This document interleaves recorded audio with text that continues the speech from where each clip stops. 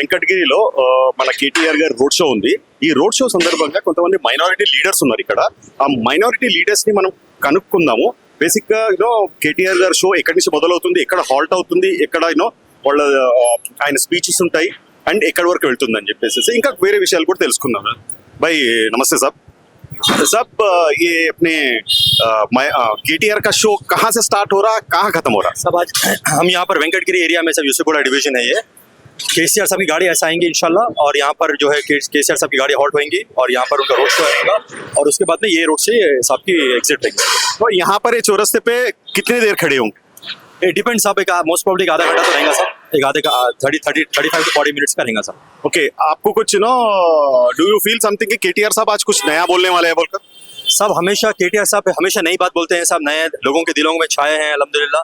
और एक पब्लिक भी एक हम जैसा कि लोगों से कह रहे हैं जाकर के केटीआर साहब का रोड शो है तो पब्लिक एक दिल से खुशी से वेलकम कर रही है और बहुत एक्साइटेड है लोग कि हम केटीआर साहब को आज देखने वाले हैं और उनकी स्पीच को सुनने वाले हैं. अच्छा, एक बात बताइए, अभी मेन जो पार्टीज है, दो नेशनल पार्टीज है, एक अपना तेलंगाना का पार्टी है यानी कि बीआरएस, कांग्रेस और बीजेपी. आप मेरे को बोलिए ट्रायंगल लव स्टोरी में लव स्टोरी का एंड कहाँ पड़ेगा? सब लव स्टोरी का एंड तो बीआरएस पार्टी के साथ ही रहेगा इंशाल्लाह और बीआरएस पार्टी मेजॉरिटी से जीत के आएंगे साहब. और देखिए साहब, पहली चीज मैं आपको बोलना चाहता हूँ, तेलंगाना किसने लाया? केसीआर साहब ने लाया. और तेलंगाना में डेवलपमेंट किसने किया? केसीआर साहब ने किया. चाहे वो हर एक शोबे में, चाहे माइनॉरिटीज, एससी, बीसी, हर एक शोबे, हर एक लोगों को लिफ्ट किया तो केसीआर साहब ने किया है. पब्लिक में कॉन्फिडेंस है और कांग्रेस हुकूमत हमेशा झूठ का सहारा ली है. हम अल्हम्दुलिल्लाह हम सच का सहारा लेकर जीत के आएंगे इंशाल्लाह. तो झूठ ज्यादा दिन तक रहने वाली नहीं है साहब. और देखिए, आप रेवंत रेड्डी साहब भी आए थे लास्ट टाइम, उन्होंने ये बात कही कि अगर आप लोग वोट नहीं डाले तो मैं आप लोगों को राशन कार्ड बंद कर दूंगा. कोई सीएम ऐसे नहीं कहता है. सीएम एक मोहब्बत से दिल से राज करता है. देखिए, लोगों को जबरदस्ती से आप कोई जिंदगी में कोई चीज जबरदस्ती नहीं ले सकते. आप मोहब्बत से, प्यार से काम कर डेवलपमेंट करके वोट हासिल कर सकते. अच्छा, ये कांग्रेस पार्टी का फितरत क्या समझ रहे हैं आप? देखिए साहब, कांग्रेस पार्टी में अब मैं एक बात कहना चाहता हूँ, बीआरएस पार्टी में देखेंगे साहब शरीफ लोग हैं, चाहे वो माइनॉरिटीज में रहो, एससी रहो, बीसी रहो, शरीफ लोग हैं. कांग्रेस पार्टी में मेजॉरिटी ऑफ द लीडर्स आप पूरे राउडी शीटर्स और गुंडे हैं. हमारी पार्टी में एक शरीफ है और ये डेवलपमेंट ओरिएंटेड पार्टी है. केटीआर साहब आप देखिए साहब, दुनिया में कहीं भी जाओ उनकी इज्जत है. चाहे कोई भी शोभा ले लीजिए, कहीं भी ले लीजिए, केटीआर साहब जहाँ पर भी जाते हैं उनका एक मैसेज ऐसा रहता है कि एक यूथ को हो या ओल्ड एज हो या हमेशा लोग पसंद करते हैं. अच्छा, आप जो बोल रहे हैं कांग्रेस में राउडी शीटर्स है बोलकर, डू यू मीन दैट आप ये ब्लेम आप कैसा डाल सकते हो? व्हाट इज ऑथेंटिकेशन क्या है आपके पास कि इस पार्टी में राउडी शीटर्स है और आपके पार्टी में पूरे के पूरे दूध के धुले हो बोलकर आप जैसा नहीं एग्जैक्टली मेरा पूछने का मतलब है, एक पार्टी के ऊपर आप ब्लेम कर रहे हो तो अपनी पार्टी भी आप देख लेना चाहिए ना. आप एग्जैक्टली बताइए, इसका कुछ प्रूफ है आपके पास? देखिए साहब, हम जब भी आवाम के पास जा रहे हैं, आवाम यही कह रही है कि देखो साहब, जब कांग्रेस हुकूमत जहाँ पर भी है, लोगों को ये लैंड ग्रैबिंग चल रही है और लोगों से हमेशा यही बात बोलते हैं कि भाई आप अगर बिल्डिंग बन गई तो पैसे लाओ, कॉर्पोरेटर्स जाते हैं अगर कोई कंस्ट्रक्शन हो रहा तो पैसे लाओ, करप्शन इतना आगे है. तो वही बेसिस के ऊपर हम ये बात कर रहे हैं आपसे. देखिए साहब, जिंदगी में हम वोट लेते हैं, हमको जिंदगी भर या कोई जिंदगी में दुनिया में रहने वाला नहीं है, लेकिन हमारे अच्छे अखलाक, हमारे अच्छे ऑनेस्टी और हमारे अच्छी सादगी लोगों को पसंद है. अच्छा, बीजेपी की अगर बात करें अपन तो BJP, where does BJP stands? साहब, बीजेपी तो फाइट में है ना साहब. मैं तो ये बात क्योंकि I am not saying because I am from minority community, but BJP का तो यहाँ पे कुछ वही नहीं. हमारी फाइट बीआरएस पार्टी के साथ ही है और बीआरएस पार्टी है और बीआरएस पार्टी जीत के आएंगे इंशाल्लाह. अच्छा, कितने मेजॉरिटी के साथ बीआरएस आएगा बोलकर आप सोच रहे हैं? सब देखिए, आप सर्वे रिपोर्ट जो देख रहे हैं, जो कई सर्वे रिपोर्ट्स आ रहे हैं, तो वो तो हमेशा हमको कोई 20%, कोई 30%, हम ये समझ रहे हैं कि सब जो मागंटी गोपीनाथ साहब लास्ट टाइम 16,000 से जीते हैं, इंशाल्लाह उससे डबल जीतेंगे हम इंशाल्लाह. कहने का मतलब है कि तकरीबन 1 लाख तक जाएगा वोट्स. सब जैसा पोलिंग बढ़ेगी, पोलिंग बढ़ाने के लिए हम वर्कआउट कर रहे हैं. पोलिंग 100% बढ़ेगी. पोलिंग बढ़ाने के लिए आपका व्हाट इज योर क्या बोलते हैं तंत्र क्या है पोलिंग वोट बढ़ाने के लिए, पब्लिक को पोलिंग बूथ तक लाने के लिए? What are you people, what is BRS and BRS के जो कार्यकर्ता है, what they are doing and leaders जो है उसको how are you people attracting voters यहाँ तक लाने के लिए आप कैसा अट्रैक्ट कर रहे हो? सब हम लोग जहाँ भी जा रहे हैं, जो भी घरों को जा रहे हैं, जो भी एसोसिएशन से बात कर रहे हैं, हम उनको ये रिक्वेस्ट कर रहे हैं सब, और एक सब जने एवरीवन इज डिवाइडेड, हर जने को एक काम दिया गया है और सब अच्छी खुशी से निभा रहे हैं सब जने.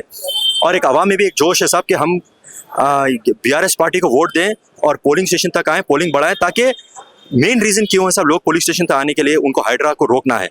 अब देखिए साहब, अभी थोड़ी देर पहले कोई बोल रहे थे कि हाइड्रा की मार्किंग हो गई यहाँ पर, ये जो आपको बता रहा हूँ मैं आपके स्पीच है, हाइड्रा की मार्किंग हो गई है, हाइड्रा के लिए कभी भी ये टूट सकता है। तो कांग्रेस हुकूमत आने के बाद सिर्फ दो ही काम करे साहब, एक बसेस दिए जिसमें भी जैसा कि जो टिकट नहीं लेके जा रहा है वो बैठ के जा रहा है, जो टिकट दे के जा रहा है वो खड़े रह के जा रहा है, और जो टिकट दे रहा है वो डबल दे रहा है। तो क्या फायदा हुआ इसका? और सेकंड चीज़ क्या, हाइड्रा के सिवा कुछ काम किएगा साहब? और लोगों में आज भी वो खौफ है, वो डर है कि देखो हमारा घर तोड़ देंगे। तो हम लोग यही बता रहे हैं आवाम को, अगर आप बीआरएस पार्टी को देंगे तो हाइड्रा को वोट देंगे, आप एक बुलडोजर को वोट देंगे। तो यानी कि अभी ये सोचिए, अभी 3 साल और बाकी है कांग्रेस का, 3 साल में ये हाइड्रा और कितने तोड़ सकते हैं? यानी तो ये जो है, जो सरकार आई है, that is with the will of public itself, तो पब्लिक उसको ला लिया है। तो अभी आप पब्लिक को क्या बोलना चाहते हो? सब ये जो सरकार आई है ये झूठ की बुनियाद पर आई है, कोई ईमानदारी की बुनियाद पर नहीं है ये। आप बोले एक तो शादी मुबारक में 1 तोला सोना देंगे, आप कहाँ दिए? सच्ची बात है, गलत बात है? आप मस्जिद में भी आप पूछिए, इमाम साहबों से पूछिए, आप बोले कि हाँ केसीआर साहब, पहले हिंदुस्तान की तारीख में पहली बार हदिया दिया गया 5,000 रुपये केसीआर साहब दिए साहब, और कोई नहीं दिए थे हिंदुस्तान की तारीख में, बोल रहा हूँ आपको मैं। आज उनको क्या बोल के बोले वोट लिए कि हम 11,000 देंगे। अब रईतु बंधु देखिए आप कोई भी एरिया में चले जाओ, आप कोई एरिया के अंदर डेवलपमेंट नहीं हो, आप खाली झूठ का सहारा लिए, हम सच का सहारा लेकर जीतेंगे इंशाल्लाह। देखिए साहब, ऊपर वाले के पास देर है अंधेर नहीं है। आप झूठ का सहारा लेकर हुकूमत को हासिल किए हैं, लेकिन हम सच का सहारा लेकर आएंगे। आप बोलिए साहब, आप मीडिया के कौन सी पब्लिक खुश है साहब? हम कहीं पर भी जा रहे हैं, आप कोई भी एक मोटरसाइकिल वाले से भी बुला कर पूछिए आप किसको वोट डालेंगे, वो बोलेगा केसीआर साहब को डालेंगे, केटीआर साहब को डालेंगे।